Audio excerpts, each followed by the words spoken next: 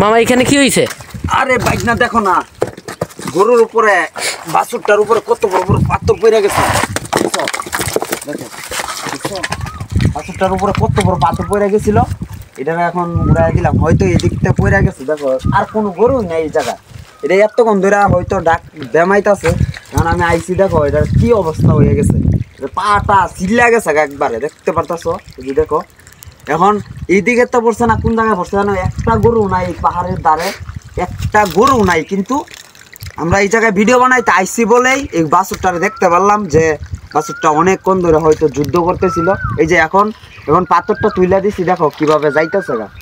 ঠিক আছে, এটা হয়তো এই জায়গায় অনেকক্ষণ ধরে এই জায়গায় আটকানো, হয়তো এদিকে তো পড়ছে বা কোনো জায়গায় আটকায় রয়েছে।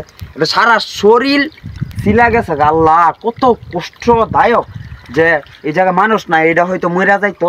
আমি যদি না আসতাম এই জায়গায় ভিডিও বানানোর জন্য, আল্লাহর রহমতে আমি এই জায়গায় আসছি বলেই আজকে এই বাছুরটা দেখতে পাচ্ছি। এই বাছুরটার কতটা ভাগ্য ভালো, দেখতেই পাচ্ছেন। এইটা হয়তো